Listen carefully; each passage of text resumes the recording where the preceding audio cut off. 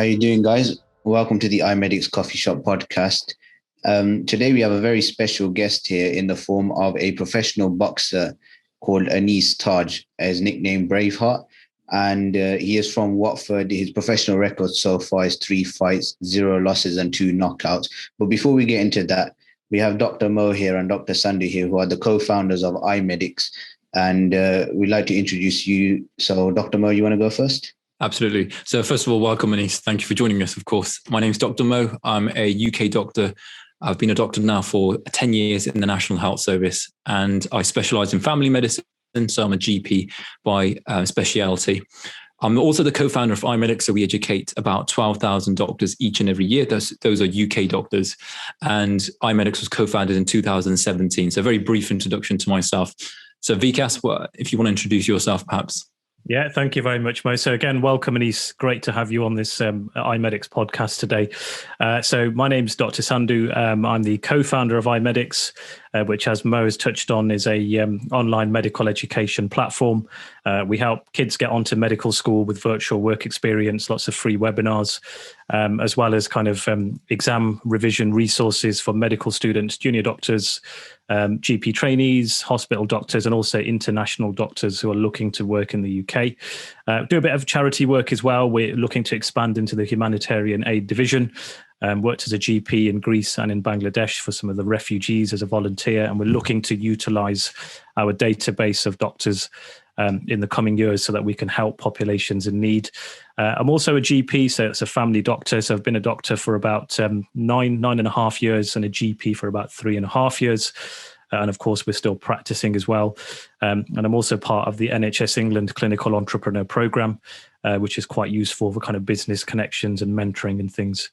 So Abz, perhaps a nice introduction about yourself as well. I just remembered that the listeners are going to be thinking, who's this guy? So my name is Abz. I work for iMedics. I deal with the email marketing side of things and the social media marketing side of things as well. And I also work alongside the ambassadors as well. And I'm of Pakistani origin, born and raised in Coventry. So I'm local with the company. And so I've got an IT background. I studied IT in college, and I've done a few marketing side projects here and there. And I found iMedics, and I've been working for them now for about 1.5 months, coming up to 2 months now. And so that's a brief introduction about myself. So without further ado, let's introduce Braveheart Anees Taj. How you doing, man? You okay? How are you doing, guys? Thanks for having me. For everyone, everyone that's watching as well, my name is Anees Taj.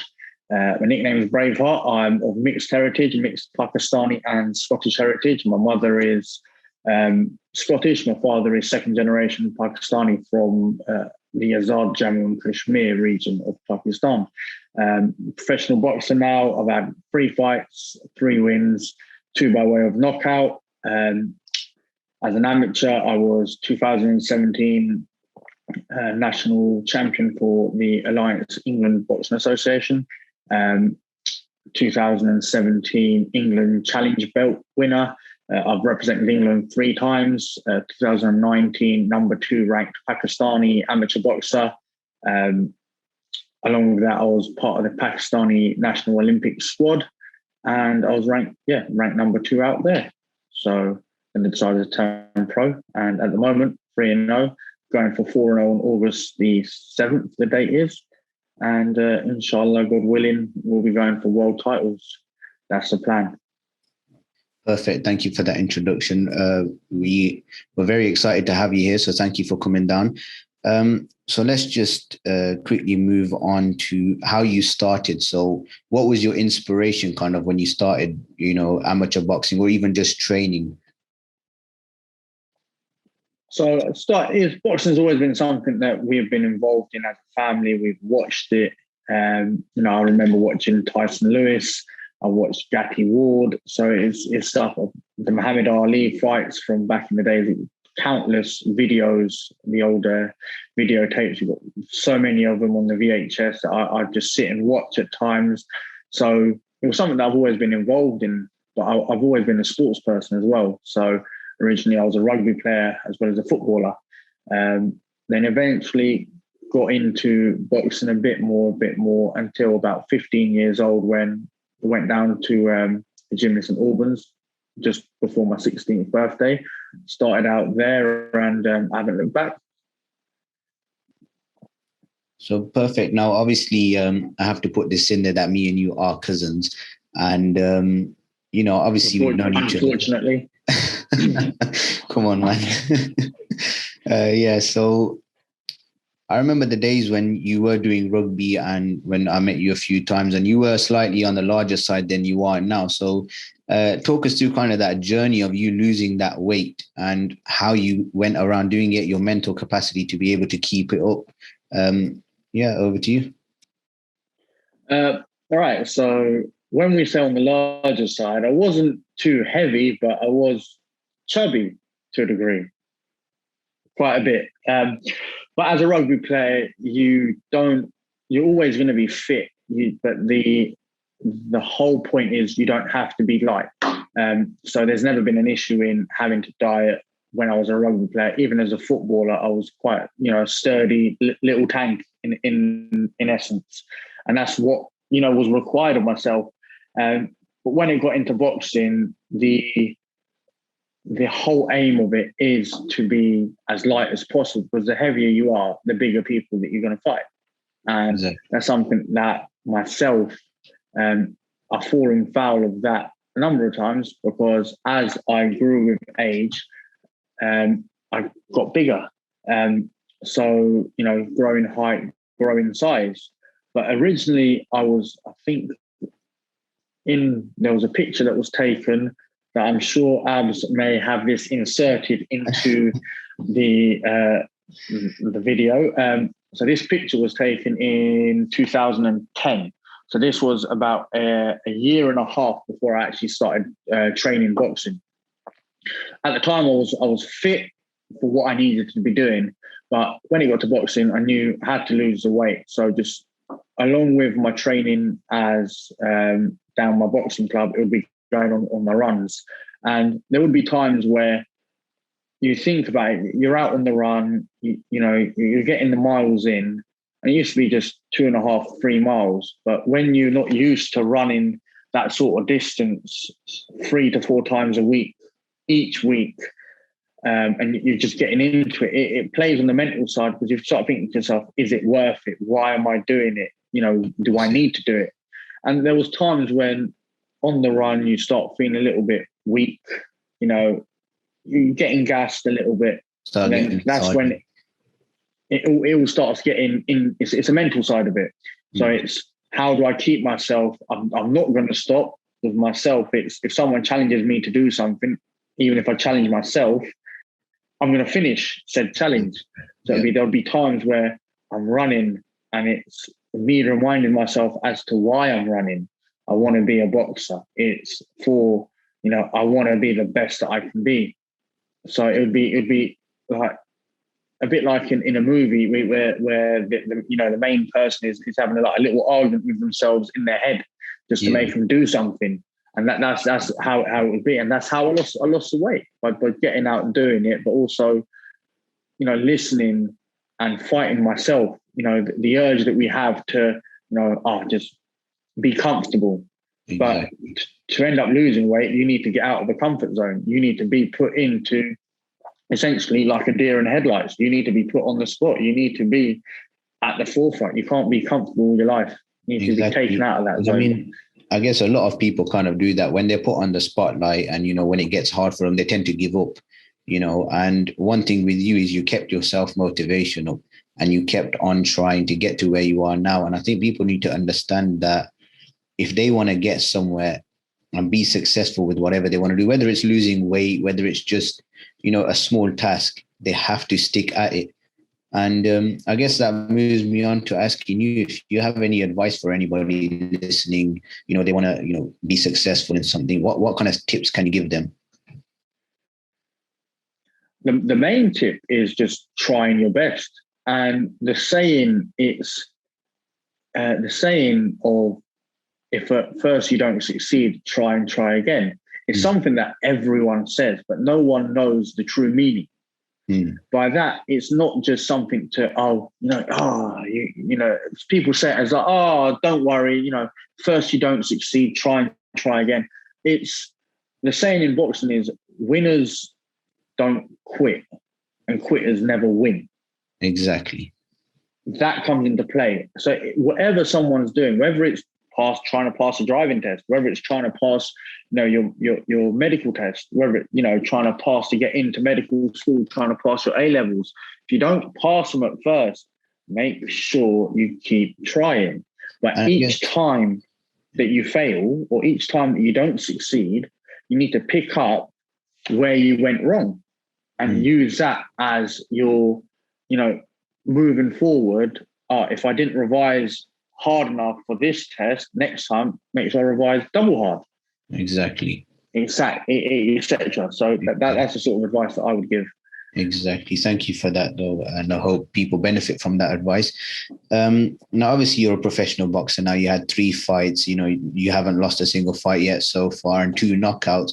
So first, we'll go on to your amateur career. Now, your amateur record is 27 fights with 9 losses. So kind of talk, is it not 9 losses now?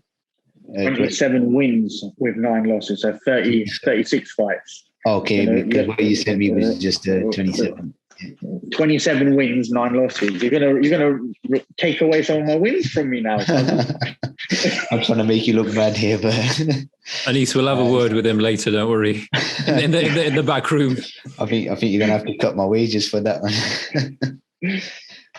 So as you said, so I guess there's another part that comes into motivation when you lose a fight. What goes through your head when you lose a fight?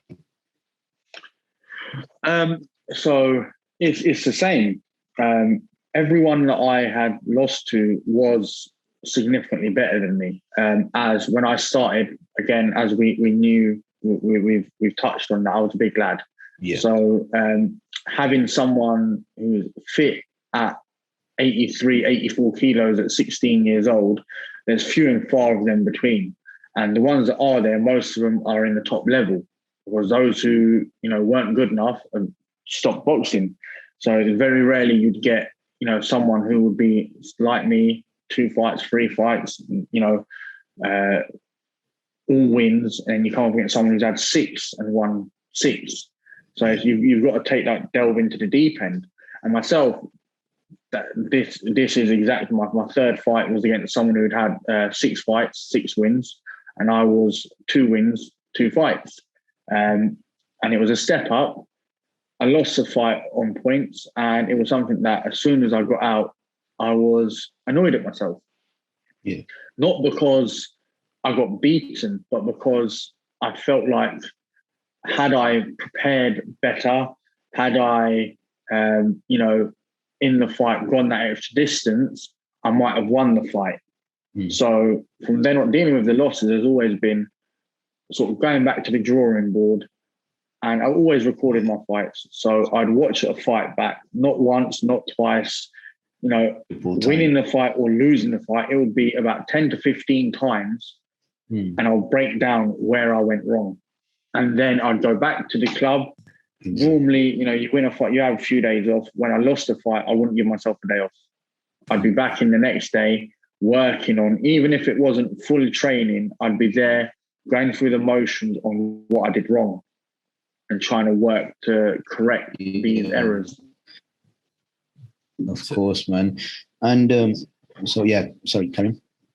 Anees, quick question. So, what advice would you have for medics who fail exams? Because that's a very similar situation. Like you go for a big fight or a big exam, you fail it. What advice would you have for medics and doctors?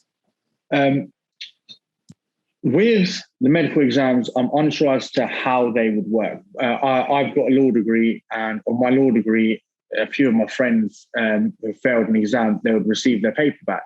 So what we would do as a group, on my group of friends, whoever would fail, we'd tell them, request your paper, go through it, and then you get that copy. So then we'd go through where they were weaker. So same with medical school. Even when you come out of a test, you have a feeling, you speak with your cohort and you're like, oh, you put Like, for example, you put 10. I put 100. How did you get 10? And you start questioning where you went wrong. And from that, you then use the areas where you feel you were weaker and try and strengthen those areas, but also not neglecting the areas that you did well in originally, because you may end up weakening those areas by the lack of revision in said test. Exactly, 100%, man. Thank you for that advice, though, still. And again, I hope they benefit from that advice. So obviously, one thing I want to touch on is when you step into the ring, what does it feel like? I mean, as far as I'm concerned, my experience or talking to people that stepped in the ring, they've all said that all your emotions come to you at once. So what's your experience, stepping in the ring? What do you feel like? Are you overwhelmed? Are you happy, excited? What's your experience like? For me, the emotions don't come to play when I'm getting in the ring. As I said, I played rugby to a decent degree, I played football to a good degree. So I played in front of, a certain amount of people. I've known the atmosphere walking into, it's like walking into the ring is like walking into a stadium, walking onto the football pitch. So I'd been through that before.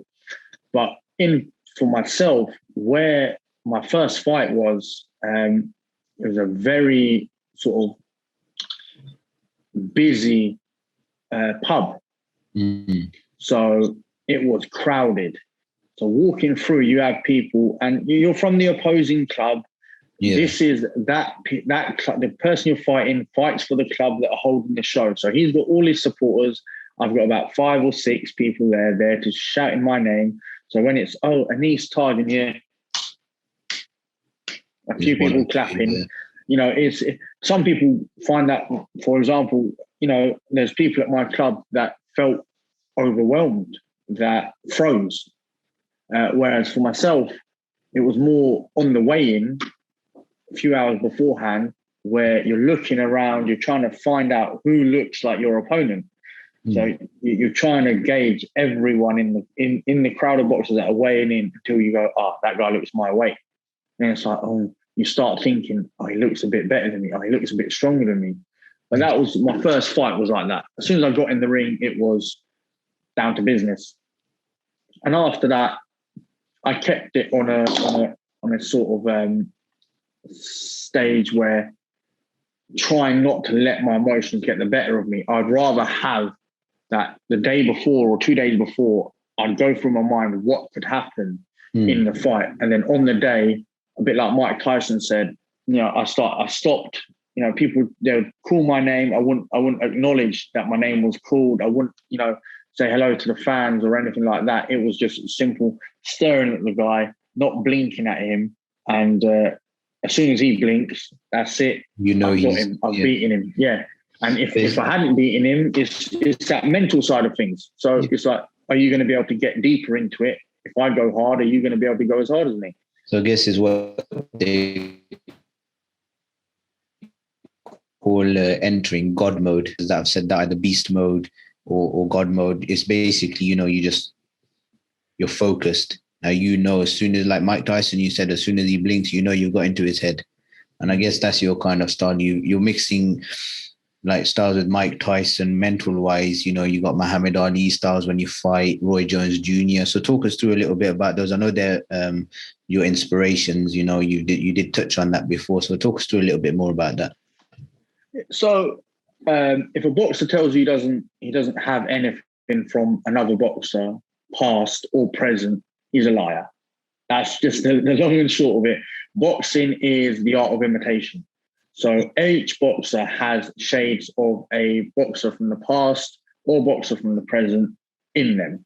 Myself, I've styled myself on Muhammad Ali as well as Roy Jones Jr. because of my, alhamdulillah, thanks to God, my ability, my reflexes, sort of my natural ability, my God-given talent was, I've got good reflexes, I've got good hand speed, I've got a good bit of power, especially for my weight. I don't move like a cruiserweight or a heavyweight. I move like a middleweight. I'm on my toes. So I had to look at people who before me were like that. And for myself, it was the likes of Muhammad Ali, the likes of, Roy Jones Jr., Sugar Ray Leonard, looking at these and studying the way that they, overcome their challenges in the ring and how they, what punches they'd used. So, it's every boxer takes bits of another boxer. Exactly. And that's how they get the game. So for myself, I've got, I'll do what Roy Jones used to do. Some of Muhammad Ali, Sugar Ray Leonard, Evander Holyfield, Dwight Muhammad Kawhi. There's a lot of them that I can name and I can say, I've studied this guy, even Canelo. It's silly that someone, my weight is doing something that Canelo might do, but it's stuff that you see works and you're like, if it can work for me, let's do it. And that's pretty much what boxing is. It's the art of imitation. That's what makes you different as well. You're incorporating stars from another weight class into yours. And that's what kind of your speciality is. So obviously, and obviously it's working, so far, 3 fights, 0 losses in your professional career, which is very good so far. And we'll touch on your first fight, which was in late 2019, which actually ended by way of knockout in the first round, 48 seconds into it. So I was a bit shocked myself when I seen it, watching the fight. And then next minute you've landed some crazy overhand right or something like that. And he's just on the floor and he's out. So talk us through a little bit about that. With that fight, it was a risky fight. My coach sort of advised against it because the guy was 6'9". Let's not, make it out to what he isn't. He was a journeyman. He was there to do a job. But he was one of them that if he could win, he would win. As was, he'd had losses, but he's also won. And he'd knocked out a few people that he knocked out one guy that I had sparred with. And I knew another Pakistani boy from down here in southwest. West London, around sort of like, not really Slough, Reading area there, just outside of West London. And this guy was, my coach said it was a dangerous fight. He advised me against it. I thought, you know what, if I'm going to make a statement, no one else, plenty of other people are taking this guy in their 5th or their 6th fight, 7th fight, and, stopped him in the 3rd round, 4th round, 5th round. And I thought, well, if I'm going to make a statement, let's just go out and do a statement like this. And so I went with a right hand to the body to start out with. Noticed that he dropped his left hand. As I did that, I didn't throw it to land the shot. I threw it to tease what he might do. So that's the ability of having a good brain, and especially a good boxing brain, noticing things as we're going along, just making my game plan, not making it up as I go along, but adjusting it as we go along. Yeah. We knew that the overhand right would come into play at one point or another. I decided to tease this right hand. I saw him drop it and I went, okay, I'll do it again. But instead of just going in and coming back out, I'll come straight back in with an overhand right. And 48 seconds, that's all they wrote. He got dropped. And as far as I'm aware, he's the only, I'm the only person who's knocked him out in the first round, in the first minute of the first round, especially.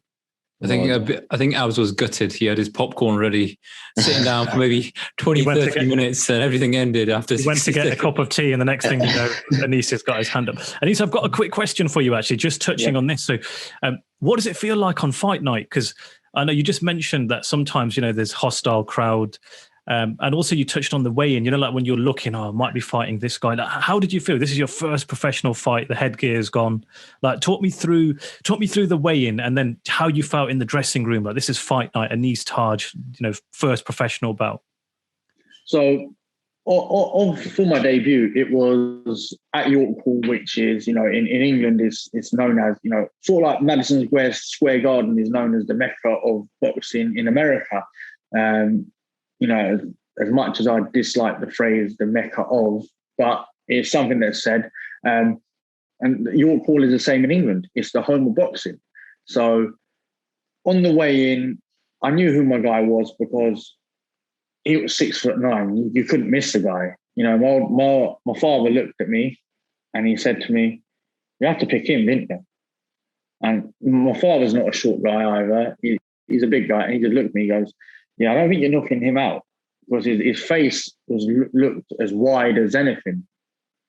It's like someone that you could tell, he's taken a few hits. So that's when in my head I'm start thinking, with my father saying this, my coaches were talking about this as well. So it's like, I'm trying to formulate a game plan in my head, as well as what me and my coaches have gone through and what we will be going through in the changing room. It was, what do I see? Even whilst we're just weighing in, what can I see? What weakness can I see in his body? Where can I see a little of it? Can I see a little, for example, like talking about it, like medically, injuries? Can I see a little touch on, as happens with boxers? You have injuries to the ribs. Can I see a little bump? So it's all about sort of becoming a bit like a doctor, where I'm sort of analysing my opponent as if he was my patient, trying to see where I might see a little bit of vulnerability.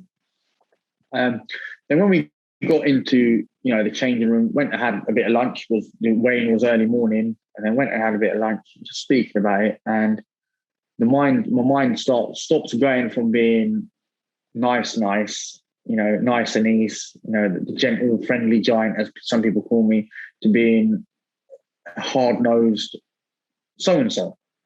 Now I'm no longer nice. My phone goes off, no messages, airplane mode. I don't really want to talk to anyone. If they want to message me, all fair. If they've come to watch, cool. I'm not going to talk to you beforehand. I'll talk to you after the fight. And it just goes into headphones on. I've got my music playing, just getting into the zone. And then that walk in, ironically, for my first fight, the music failed. So I walked into silence, no music, but people sort of cheering, jeering, opponents of mine from the amateur days that have turned pro as well, sort of watching out for me. And it's just, you've got the hood over you of your robe, and it's just like you're walking into battle. So it feels like as if you're in the movie Gladiator. You're walking in to the Colosseum. It's about to go down. It's not as bad as, one of us is going to die, but you never know. You never know what may be rare. I might get knocked out. He might get knocked out. But it's that walking in where it just feels like, what? This is what I'm destined to do. This is where I'm supposed to be. So that feeling that I'm home. So you kind of just embrace that moment that this is it. Because you said earlier on about the fight and flight, because a lot of us will be thinking, right, I'm going to the ring. This guy, 6'9" or whatever, however it'll be, he's going to come and knock my head off. So I need to be, and lots of people would panic at that stage. So I suppose it shows that you've got and lots of professional sports, but you've got this strong mindset where you're like, no, I'm doing this. I'm here now. I'm gone through the ropes. I'll put the preparation in. You did touch on something, Anees, which I wanted to ask you about actually. So boxing and like injuries and stuff, obviously there's been famous cases in the past. There's been, I think the Gerald McLennan one with Nigel Benn, wasn't it? There was Michael Watson, again in the Chris Eubank, those super middleweight days. There was a guy called, was it Adonis Stevenson? He was your weight, I think, cruiserweight. Yeah, no, he was light heavyweight. Adonis Stevenson, this was recently where he was in a coma. Chris Eubank, I think Chris Eubank Jr. fought recent. This was an issue in regards to, I think, where we're touching on the brain scan. I mean, it was Blackwall. If I can't remember the name specifically, but it was Luke Blackwall or something along those lines, where he's come out with it with a brain injury. Yeah, and how does that kind of, because I suppose you mentioned that you did football, you can get injuries on the knees and stuff, and they can be bad. Rugby, you can get some nasty stuff, but boxing is kind of like, when you hear that, although it's not very common, and thank God it's not very common, but like how does that affect you? Does that kind of change? Does that make you train harder? Does that, because it's quite a dangerous sport in that sense. How do you get around that? And what's your mindset when you know about these cases? My mindset is God has a plan. So whatever may happen, it's something that's within, being a Muslim is in religion, we see that God has a plan for everyone. It's already written. So, for example, it might be written that tomorrow I'm in a car accident, God forbid, car accident, and I can't box anymore. So then what do? I use my law degree that I received a few years ago, and I go to work as, a paralegal and within law. And in boxing, it's the same, that I leave it to, the Almighty he's written everything. So if I am to get an injury of those cases, then, you know, it's part and parcel of the game. And as bad as it may sound, and as sort of trying to think of the correct term, like, it's really as bad as it sounds, and as you know, dated as it sounds, whatever happens, sort of a bit like Rocky. If he dies, Ivan Drago, if he dies, he dies. It's that situation. That's my mindset is on. I go into the ring, I do a dua, I pray for myself and my opponent, that, you know, God gives the better man the victory. I don't ask specifically for myself, just give the better man the victory. Help me get through it, give me the strength and the intelligence to get through it, etc., and keep him safe and me safe, and let us both go home safe. Yeah, that's interesting, because a lot of professional athletes have that mindset, don't they? There's a lot of a connection between sport and religion.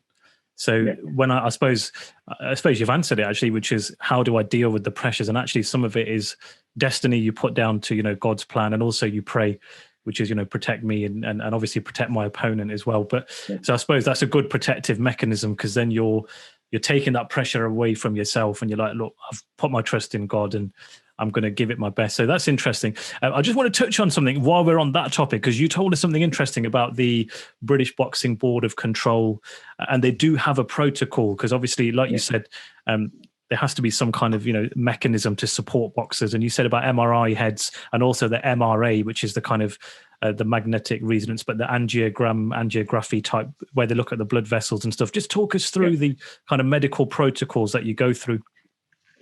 So with professional boxing, when you're going for your license, you have the interview. So they check if you're actually not just who you say you are, but sort of like a job interview, where they check your qualifications in effect. Have you been an amateur boxer? What have you won? For myself, it was pretty much in and out. Oh yeah, you boxed for it. Yeah, we know you. We know Brave. Yeah, we've heard about you. You boxed in the Mexico team. Yeah, we've got that. You're an international boxer. For some people, it's but you've not had more than 10 fights as an amateur.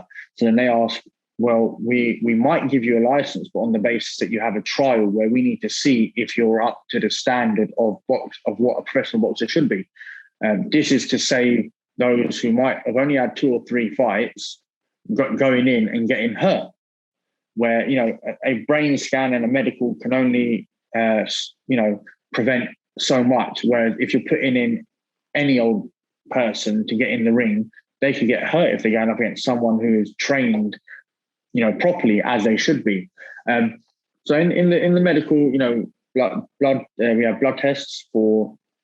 You need to be clear of HIV, AIDS, so any blood diseases, hepatitis as well. We get checked for, and we also have, I believe it's the hepatitis B vaccine to box. So if you've not had it, you have it done on your medical, and then each year they check your.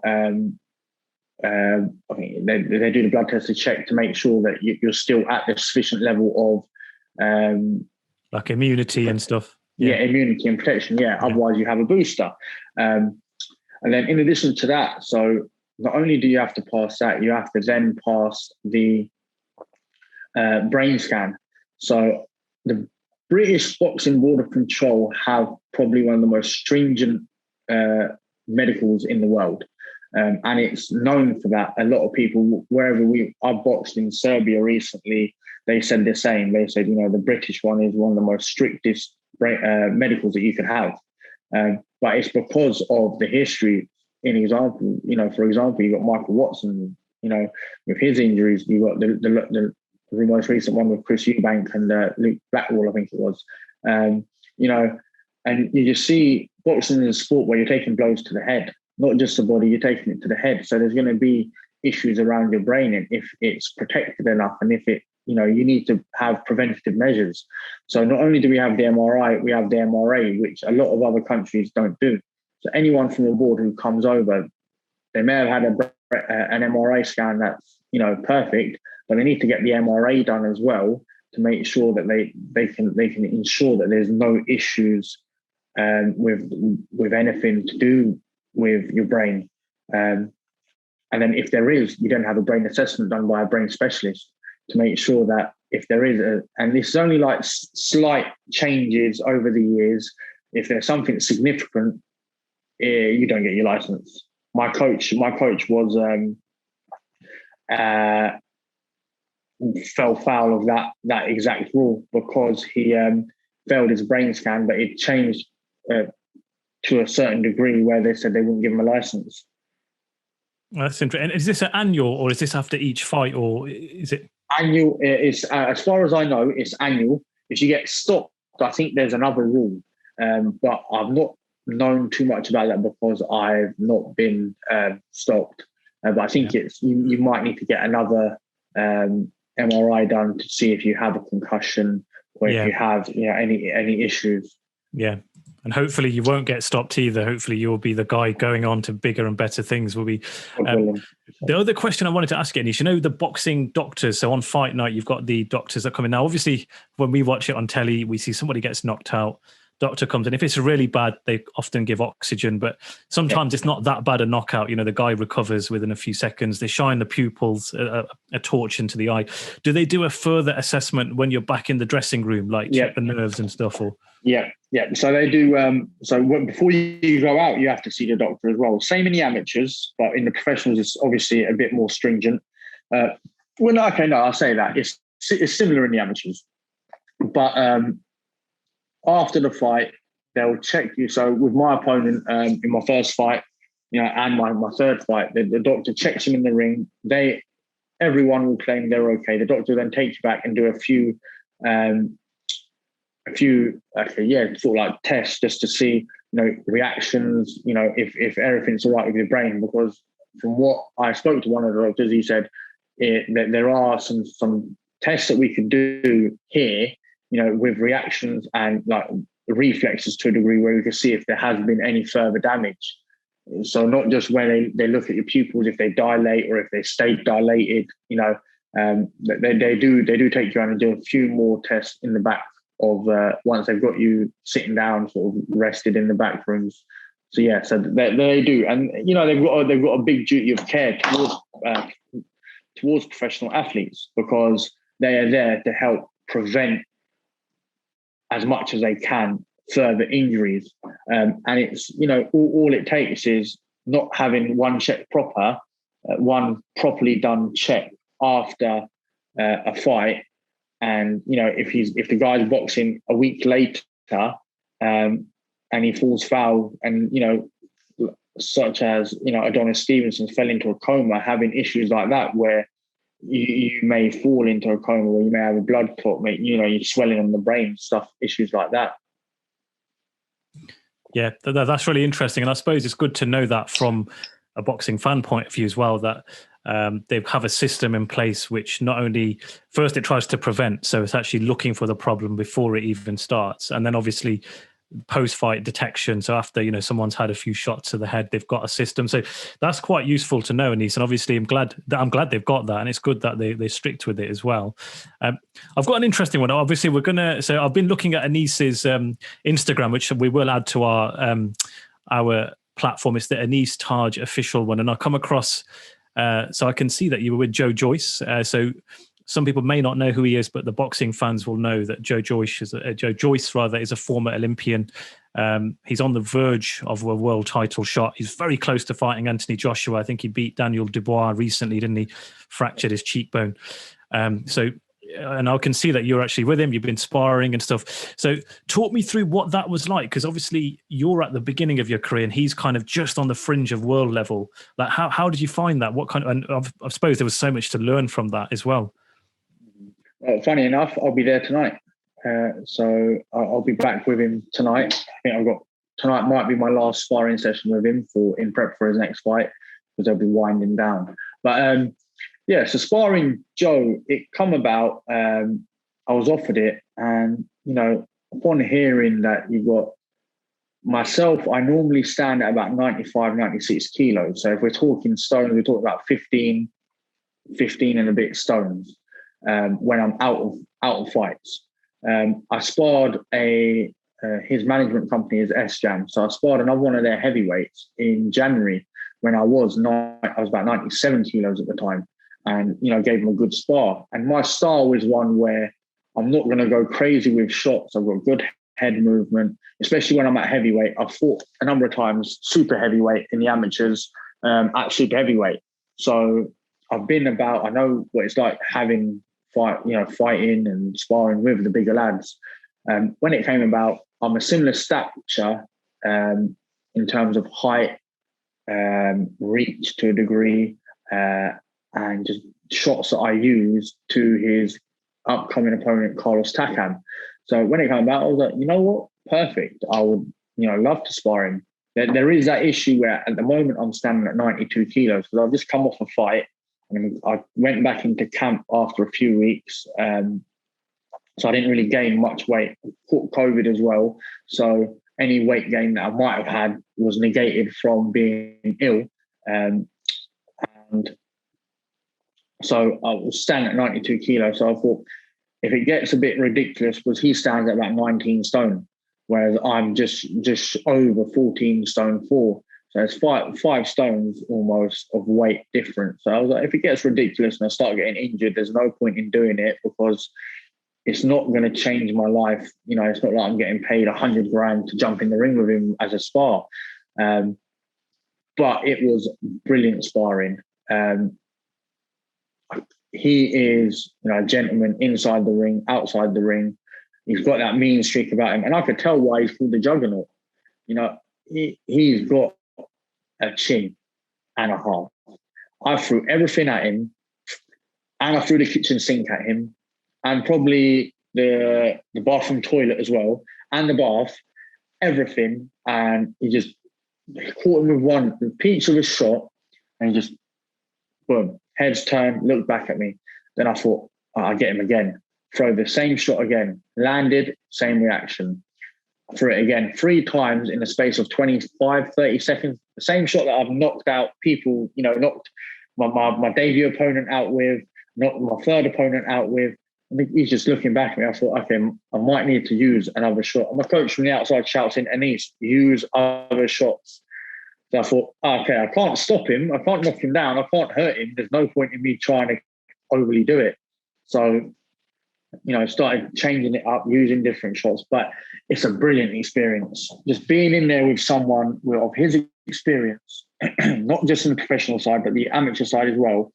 And seeing the sort of, because he's not taking it easy,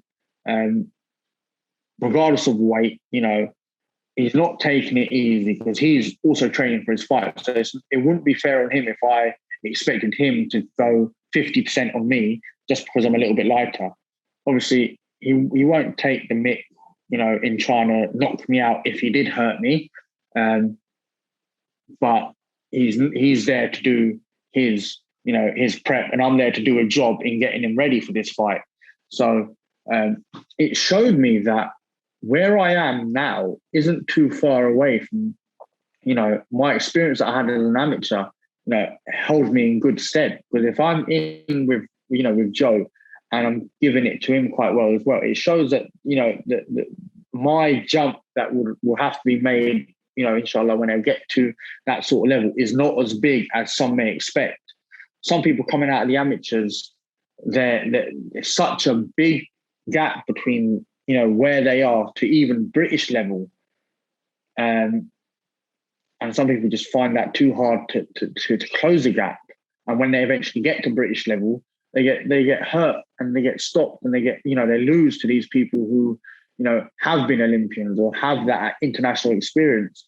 And that's something that I believe holds me in good stead, that I have been about the block in essence of amateur boxing. Because when I'm in with him and getting this experience is another thing that adds to, my knowledge of the game, of, the way I go about handling it. And it's all about changing it up in the ring with him. And, the stuff that he does is, it's crazy. And him stopping Dubois, people don't realise how much power he's got. He throws probably about 70% of his power in each shot, 60 to 70, because he throws so many. and it's just so awkward to deal with.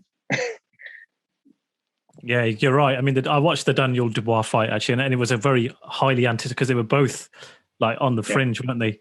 And he just, like you said, it wasn't really one shot. It was just several hard shots over many rounds, and Dubois' eye just accumulation. Yeah. Okay, well, Anees, when we think about boxers, we always think about Rocky IV and those amazing training scenes and stuff, and everybody acknowledges that boxing has one of the hardest training kind of systems. Talk me through a typical, because now you're a professional, talk me through a typical day and tell us how that compares to your amateur. What would be, I know you've just mentioned you've got Joe Joyce sparring tonight, which sounds like it's going to be a tough one anyway, but talk me through a typical day for a professional boxer and then maybe compare that with how it was as an amateur. Right, so I'll start with as an amateur. So as an amateur,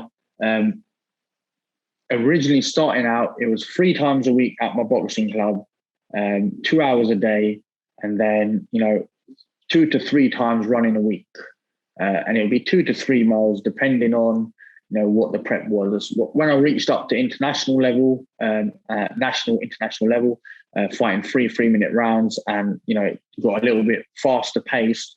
Then it would be 3 times a week training again, occasionally 4 times a week if there was sparring on a Friday that I might do, and then the other 3 days a week would be running. So unless I was, if I had sparring, I would be training the whole week. So in a fortnight, I'd say I had 1 day off. But that day would be a day of doing absolutely nothing. But along with that training, you do your sort of like your recovery sessions, cold baths, sort of like the ice baths, to prevent your delayed onset muscle soreness, to help recover quicker, as well as, I used to be on protein quite a lot. So a lot of protein shakes and stuff like that to help recover the body. Whereas as a pro, the difference is that you're not just training once in a day. As an amateur, it'd be you do your training session tonight, and then tomorrow night I'll do my running. I wouldn't be training. Friday I'd be training. Saturday I'd be running. Whereas as a pro, you train 5 days a week, twice. So Monday it would be, boxing for 2.5 hours, and you go on a 5-kilometer run, for example. It depends on what my strength and conditioning coach and my boxing coach have set me up. So depending on where I am coming fight time, then on a Tuesday, I would do boxing as well as my strength and conditioning sessions. So I wouldn't go running that night because I've done my strength and conditioning, which incorporates sprints and whatever my coach has put out accordingly. On a Wednesday, again, it would be 2 sessions, the running and the boxing. A Thursday, it may only be 1 session, depending on what, again, has been set up. Friday, 2 sessions, strength and conditioning and boxing. And on a Saturday, depending on what the coaches have said, Saturday would be a run. Sometimes it's a 10-kilometer run, sometimes just a 5-kilometer run. So it all goes on what they want. And then my Sunday would be a recovery day. But along with that, you need to do, the recovery is key and it's paramount. I had about a space of 1.5 years of not using creatine, any protein shakes, anything like that, because the creatine kills, it's like a byproduct of it is your DHT, which kills hair follicles. So I started losing a bit of hair. So I stopped using it. I thought, I'm going to go off all this rubbish. And there's issues with overusing it can lead to kidney stones and issues with personal health. So I thought, I'm going to not use it. I'm going to go on traditional milk, old school ways of doing it. But with that, I didn't see too much of a difference in what my recovery. It was similar. Recently, I've gone back onto a cleaner protein, which is just, in essence, whey protein isolate. No creatine, no extra rubbish that you don't need. Hydration tablets, because obviously when you're sweating so much, you need to hydrate yourself. The old-fashioned way of doing it, which my dad's elder brother was an ex-army, he was an ex-soldier, paratrooper he was. So we would talk about, when you would cramp, about how he used to, in the army, they would lace the water with salt. to help. Obviously, when you're cramping, your body's lost a lot of salt. So I will do the same. And then my strength and conditioning coach informed me about these hydration tablets, which essentially do the same job, but just taste a little bit nicer. So I was like, you know what, all right, fair enough, we'll go down that. So along with that, using the percussive massagers, so, recovering, help, massaging out any issues, any tightness, the cold baths, the hot baths to help promote the recovery at the end of the hard week. You'd have the hot bath, then that would be your recovery. Sort of it's all mixing in, as well as having the balanced diet where you're ensuring that you're getting enough protein in for each day. But it's about 1.5 grams of protein per kilogram that you need to intake. So for myself, it's about 160 grams a day. I think if I work it, that's just working out top of my head. It's roughly about 160 that I need to be taking. So, you need to make sure that you're eating clean and eating enough protein to ensure that you're not, going backwards. You're not eating into your muscles. Sort of like when you're trying to lose weight, you look for a calorie deficit. You never want a protein deficit, because then you start eating at your own muscles and losing the gains that you're making. Yeah, that makes sense. Yeah. So, and what's your kind of? So, obviously, you get what do you have for breakfast and lunch and dinner? I mean, I imagine you're not like the average Joe with junk food, and like Abz likes his Snickers with Mars bars in the office and stuff. I'm assuming you're not up to those kind of tricks like your cousin. When you're exposing me now, man. No. So, sort of like it'll be like average breakfast would be 3 or 4 Weetabix, some eggs, and a cup of tea. So that would be my little bit of sugar in the tea, a little bit of sugar in the Weetabix, and that's it. Lunch would be tuna, possibly sandwiches, or what's it called? Like tuna pasta. Because tuna's got a lot of protein in it, so it would be doing that, and as well as having additional sort of like protein snacks. So like your protein flapjacks, stuff like that to help build up. Maybe a snack after training, which would be a protein shake. More often than not, it would be a protein shake. But with my protein shake, I don't like mixing them with water. I do it with milk, because then you get added bit that tastes a lot nicer, and you get that extra bit of protein from the milk, the natural cow's milk that is. Not like back home where it would be a bit of buffalo milk. Can't wait to take my protein shakes out there.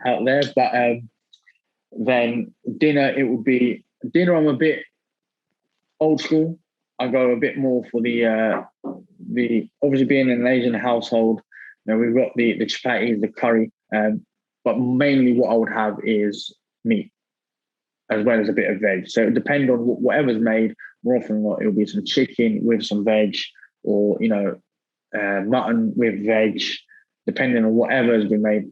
Sometimes veg on its own, but I don't feel normally I don't feel like I've gained much out of that. So I normally have, if it's just veg, for example, if it's like cauliflower, gobi, as we call it, I'd add something else onto it to add that little bit of substance to my food.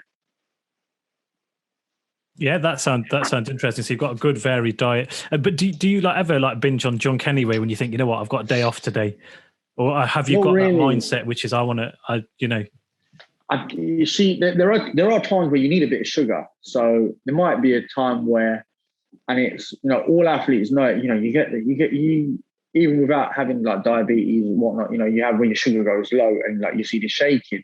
It's like an athlete will know when they start feeling lethargic, I feel a little bit dodgy. Then, I'll have a biscuit or two, or one of those little Twix, the mini Twix things. So it's like I'd have that, but it's not like I'll never binge. Maybe a donut once in a while. A Krispy Kreme, I don't know, Krispy Kreme once in a while. Maybe a sugar ring donut. So even though we're cousins, I guess you're completely different to me then. It sounds like to me that you might not be related, actually. It might be. I think I have to get this checked. But it's just that even when I'm away from boxing, I try not to overdo it, because where I've not had it for so long, I'm not someone who starts getting a craving that I need to. I've not had at one point there was about 3 months went by without having any piece of chocolate or any piece of confectionery. I'm not someone who's like, I've not had it for 3 months. Let me go and have 5 of them right now. It's like if I need it, if I feel like I need it, I'll have a bit. If not, I can go without. Unlike Abs. Oh no, Abs is having a bit of a grilling here. I guess this is just an exposing session for me, isn't it? That's going to be the name of this podcast, exposing Abs. I'm going to take you back, Anees. I'm going to take you back because I was reading your story. I'm going to take you back 25 years. So we're almost done. But I know that you've got a nice website, which again we're going to put onto our links, for our readers as well. But you've got a My Story section, and you've mentioned cleft lip and cleft palate. Just talk us through that, because it sounds like to me you've been a fighter all your life. Yeah. So when I was born, 1st of June 96, I was born with a cleft lip and palate. So you get people who have just a cleft lip. You can have the rare cleft palate on its own. But I had a cleft lip and palate, and it was a unilateral, so up one side of my nose. But sometimes you have it just a slight cut. Sometimes it's quite severe. Whereas mine was that there was nothing between nothing between my nostril to where my lip is now. So quite severe, as well as a palate inside. So I think I was about a week old where I had my first operation. To bring the lip over and sort of join it in effect, because there's always an issue. As my grandfather remembers himself, he said, you struggle drinking milk because you can't suckle properly. Having that gap, it causes issues for feeds. So I had my first operation when I was a few weeks old. Then I think I had one more. Did I have one more after that? No, I don't think I did. But I always had speech therapy. I was under the care of the NHS for speech therapy, monitoring my palate. My orthodontics was done in with the NHS. So because of the cleft lip and palate, I was under their care. So everything that was done had to be done, as well as everyone, some people go to their normal dentist and they get their teeth done. I was always in the hospital having my teeth done. Because they have to monitor that along with having the hole in the palate originally, as well as the lip being slightly up. And then 2005, I had the operation.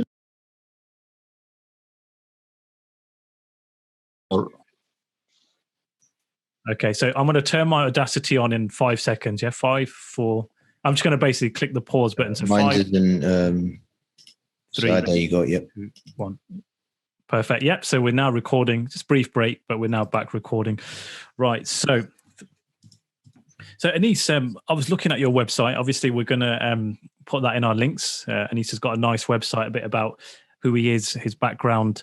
But you've got a My Story section, which I found really interesting because obviously you talk about cleft lip, cleft palate. You talked about some of the charity stuff you've done as well.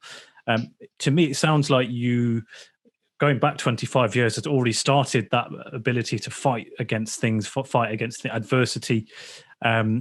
Talk us through that. I mean, what happened and kind of how you've overcome those obstacles so early in your life? Yeah, well, 1st of June 1996, I was born with a cleft lip and palate. Some people are born with just a cleft lip. Some people are just born with the cleft palate. It's rarer, but happens.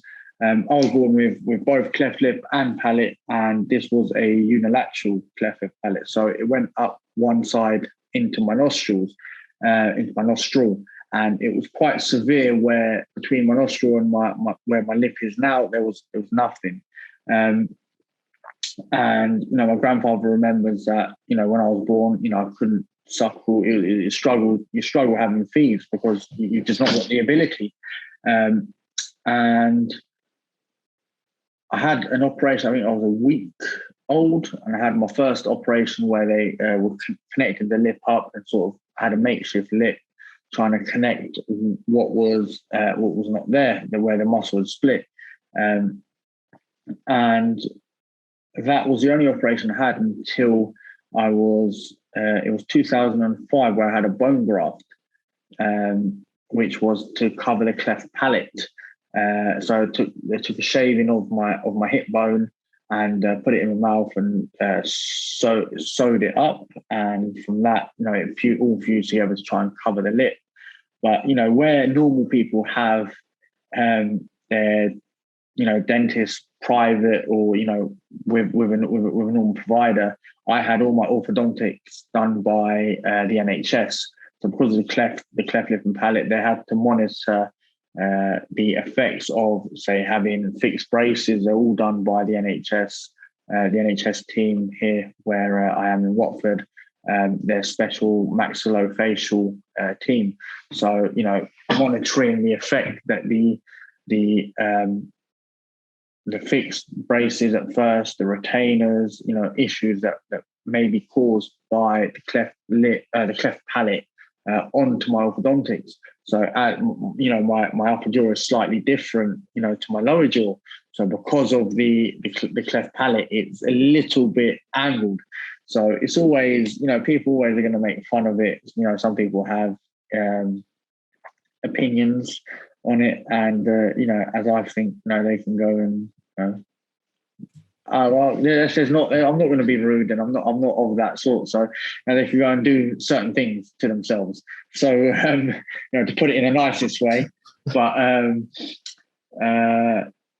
so I had that, and then I had my third operation, which was the reconstruction of my lip in 2011. So 2011, I was given the option to either have full facial reconstruction, which would be a full lip reconstruction, so where they'd cut it all out and make it in effect as to what we know as to a normal looking lip. But with that, it would mean a year out of sport, because the healing time, the possibility of rupturing the what they made could happen due to the severity of the operation. But the other one that they offered me was to they cut inside the lip and pull the muscles together and sort of try and fuse the lip closer to make it look a little bit more as to what we know, again, normal. But this would be like, I'd only be off. Originally I was under the impression it was 6 months, but they said it was 6 weeks. But I stayed away from sport for about 4.5 months, just to make sure I didn't want it happening and then going through all of the whole process again, just because I couldn't wait to get back into sport. I opted for that. The full reconstruction. They said that there will be scar tissue left on the outside. It will be visible. If you grow a beard, you might not grow the hair in that area because of the scars. And I thought the best option for me, being sports, being just started at the time I started playing American football, and I was quite heavy on, being the possibility of playing American football, doing the SATs, and potentially going to America to play, as they call it, football over there. So there was that I took into consideration. I was thinking, there's going to be, if I have to be out for a year, I lose a year of time. So I decided to go for the second option, which was the slightly more minor surgery, and it went well for what I wanted. It's you still slightly visible. At the end of the day, I believe that's what makes me unique. And as a lot of people say in Islam, someone who's a little bit different, it doesn't show, it shows that they're slightly special. They're unique in their own way to God. This person is special in their own way. Everyone's special in their own way, but, it's just like a little bit more of a twist. So that's what it is. I've had, over the years, I've had people, trying to ridicule me for my cleft lip, cleft palate, certain pronunciation when I was younger, and I still had the palate. So there was, I worked with the speech therapist people to try and ensure that my pronunciation was proper, to put it in the easiest way. I've always had people wanting to ridicule me, in a sense, in essence, try and, you know, be bullies, really. But I've always stood up for myself. I'm not someone who shies away from confrontation, as bad as it might sound.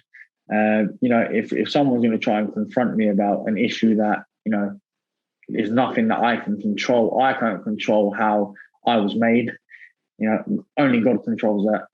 And if God has made me look like this, you know, who am I to change it, in effect? You know, and that was another thing about, you know, thinking back to it, if I'd got the full facial reconstruction, how would I feel? I've lost my sense of uniqueness, in essence.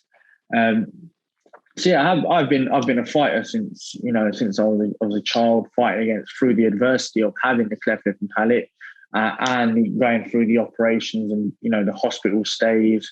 As a kid, you don't really want to be in hospital. You want to be out with your friends. You don't want to be stuck inside.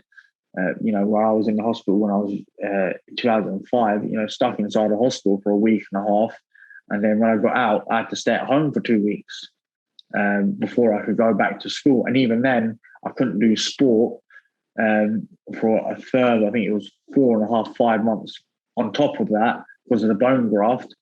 You know, and then or contact sport. So, you know, I had to move with what I could do. You know, joining the junior school netball team just because I needed some form of sport. I was the only guy in the team, but you know, you got to do it, as they say. Yeah, that's really insightful. I mean, and it's interesting to see that, you know, the journey that you've gone through, and you're still here today. And actually, of all the things you could be doing, you're a professional boxer, you know, which tells you that you've literally knocked that fence right down, pushed through that barrier. I think Abz has got his hand up, so I'm going to. I know I was just moving my hand from the face, but obviously, I mean, that is a very shocking story. Obviously, you've been in and out of hospital, and it's not normal for obviously a child to be like that, like you said. But like Rika said, look at you now. You know, you went through all them struggles, but you overcame every single one of them. And you also mentioned to us before you've been training with Anthony Joshua at his gym in Finchley. And so I just wanted to touch up on that before. Obviously, we got to go to Dr. Mo as well. He's been quiet all this podcast, so we got to give him some time to talk as well. And we'll probably wrap it up after that. But just quickly, you want to touch on your training with Anthony Joshua, your encounters with him, and what it's like to be in the presence of somebody of that stature. You know, probably one of the best heavyweight boxers of our generation at this time. You know, what's it like to be training with him? What's it like to just be in his presence? See, where we're saying be in his presence as if he's someone, you know, of out-worldly presence in that. So I sort of reject that view to say as if he's any different from anyone else. I'm sorry to put you down, cousin, but, you know, it's not like it's any different. We're both from Watford, so I knew of him before I actually turned pro and before he, you know, shot up to world level, because I used to spar out of Finchley on the regular because of my amateur mentor, John Murphy. His son was a head coach at Finchley Boxing Club. So whenever we were unable to have sparring, you know, there was rarely any people at my weight at my gym. So he would always have, and they're known for having their big lads. So I'd go down and spar there. So I'd seen him around before. He knew my father because he used to get his hair cut and hang around in one of our shops, one of the barber shop that my father owns. And my father would see him on the regular, stuff like that. So they knew each other like that. He knew me through there as well. And he had a number of friends that he still hangs out with nowadays, actually. And they knew me through their younger brothers. So, you know, it was all on. I knew like a friend of a friend, for example, but training alongside him, because I used to train with his amateur coaches, Sean Murphy and Gary Foley, and training with them whilst he was around, it was interesting to see the shape that he, like the training, like the way that his training takes shape. So what he does, what might be different to what I'm doing, because of the level he was at, the sort of the way in which he was training was a little bit different, a little bit that they had their slightly different training methods because of his coaches doing things a little bit different. Like I was there for when they undertook most of the training for the Andy Ruiz Jr. rematch. So I saw, his journey. I knew he could box before, but I'd seen the journey of him turning into more of a fledged boxer than just a powerhouse, just walking people down. And I'd seen it on pads before. I've seen him training where he's boxing, not actually just trying to walk in and destroy everything. And then just having the ability to see this firsthand whilst I'm training at the same point, he would give little hints of knowledge. So I'd be in the ring doing something. He'd throw out, have you tried this? Why don't you try this? Showing a few things that he might have picked up.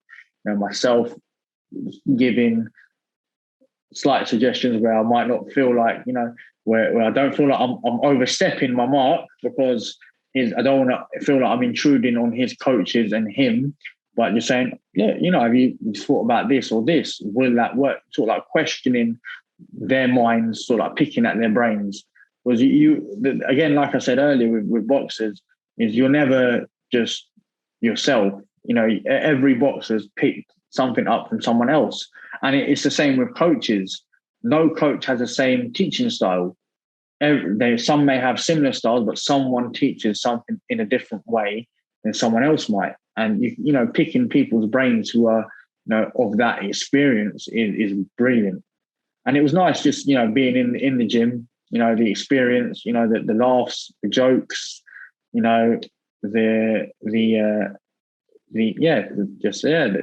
overall experience. No, it was good and it was enjoyable. But when COVID happened, and then my coaches had said, look, they were unable to retrain me, I linked up with my new coach. I feel like, again, if it wasn't meant to be, it wouldn't have happened. God has a plan. So I had to take it in my stride. I enjoyed that year that I was down at Finchley, but now, I'm at Jab Boxing with my coach, Josh Boynham. And if anything happens, I feel like I'll be there for the rest of my career. Hopefully, God willing, nothing happens, which means it won't. I'm enjoying myself where I am. Got a good team around me. My coach, my main head coach, Josh, and his team is perfect, and it's what you want, really. I mean, you kind of shut me down. Let me just explain what I meant by being in his presence, was just by being with him. What's it like being with him? So before anybody else shuts me down on that, I think, like I said, this podcast has been exposing me all that time. So it was good. It was good to be in his presence. He's a very laughy character. He enjoys his music. He likes rapping. He's from that background where he's rapped for many years. I've known people that have been around him as well, and it's not just like something that's happened now. He's always enjoyed, as you would say, spitting a few bars. He enjoys, flow. He listens to the classics, which is another thing that we've done.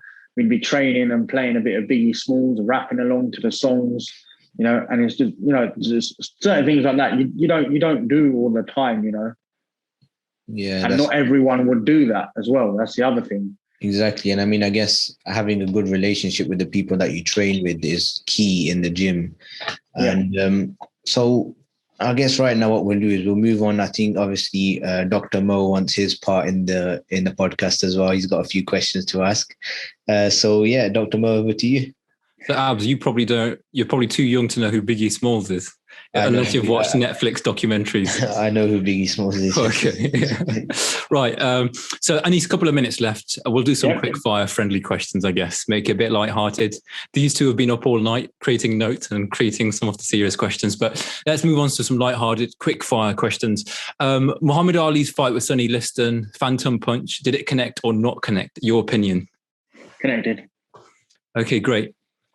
Do you want any more, or is this how we're doing it? Yeah. No, go on. If you want to add a little bit to that, that'd be good. Yeah. No. Watching it, it landed. It was a great punch. It was sort of like your overhand right comes down. the thing that some people don't see about that shot is Liston was going into it.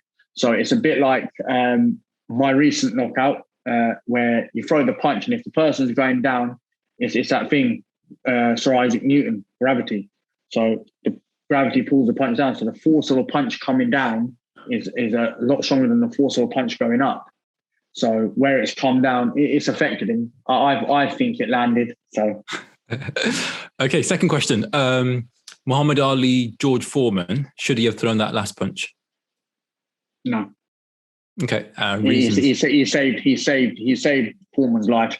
Again, it's that thing. A punch going down. So landing a punch when you're throwing it downwards, there's more momentum on the punch. There's more velocity on the punch because it's going with gravity, and Foreman was going down as well. So if he'd thrown that, it could have meant, a worse effect for Foreman from that fight. Whereas Foreman, after that, he had a few more fights, then he retired, then he went back and, won the world title as an older, slightly larger gentleman. But would that have happened if Ali had landed that extra punch? Okay, great. At the end of the day, we've got to remember that it's a sport. We are there to hurt each other, and we're not there to kill each other. It is a sport where it's licensed to kill. If someone dies in the ring, you can't be held criminally responsible. But at the end of the day, you need to remember that we also have a duty of care to our opponent. That if he's already going down, do we need to send him that final blow? Yeah, fair enough. Some good points there. And then what are your top tips for boxers coming through the ranks on how to lose weight but maintain power? The best bit would be running is the key. Running is key. That helps you lose weight, and it also tones your body up. So I've found a lot more from running that your body will tone itself up. When you're hitting the heavy bag, that also helps tone your body up, strengthen your body. And I would say try and shy away from doing weights like a bodybuilder.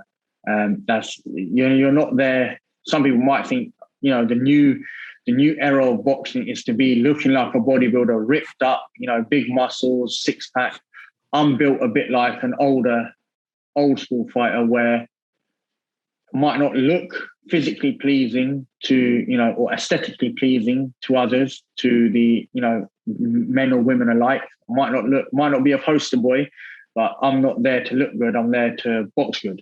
And that's my advice to whenever I'm down at my amateur club, helping them out. It's not, you don't need a six pack as long as I can take a punch. And sometimes when you have a six pack, you're actually exposing your ribs and your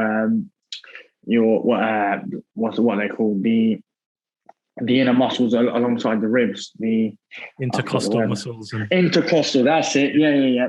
So you're exposing them, whereas that slight layer of fat that you have over helps actually protect. And that's what a lot of people don't realize. Actually having a little layer, even if it's slight, I'm not saying walk around like Andy Ruiz or a big gut, but having that slight layer actually protects you as well as, supports you. So Abz, you might want to take down all those Hulk Hogan posters in your bedroom, if that's all right. And then the last question, Anees, is obviously we've got a lot of doctors listening to this podcast.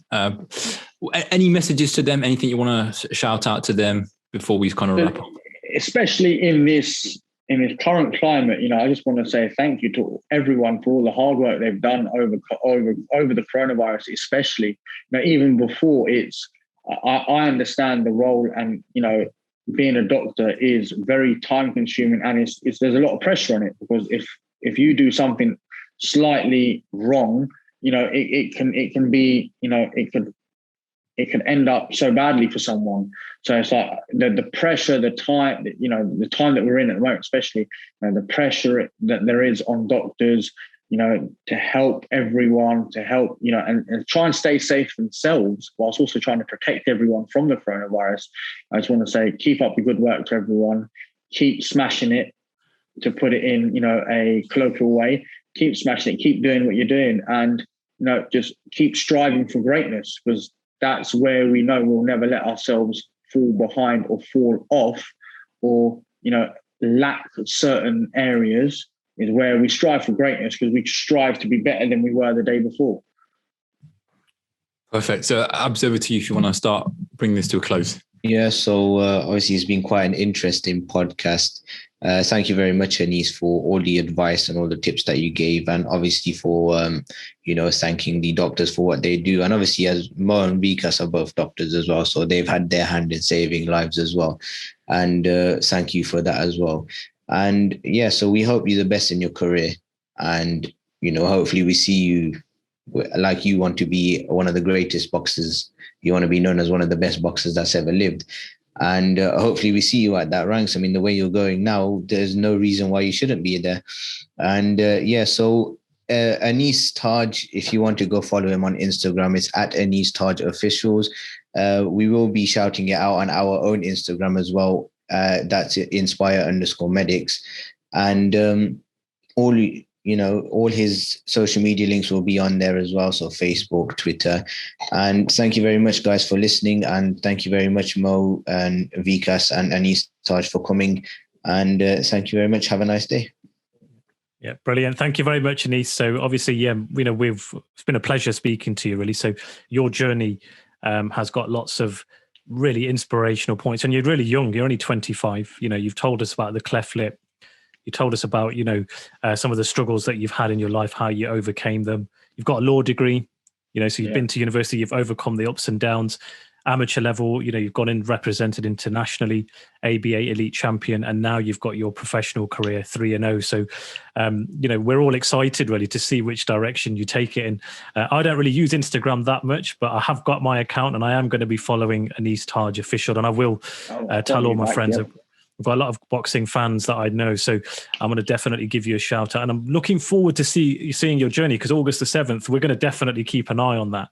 And like I said, I think lots of the doctors and the audience from this podcast can actually learn a lot from you, which is kind of why we brought you on.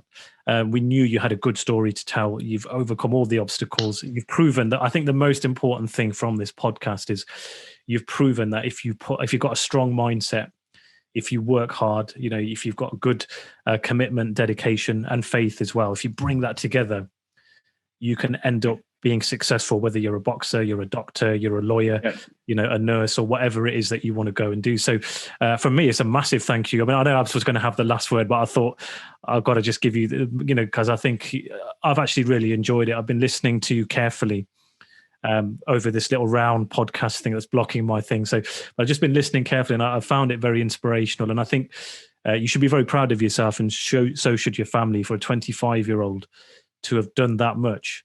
And this is just the start, right? So this is why I'm excited, because I just want to see, obviously, thoughts and prayers from us as well are with you as well.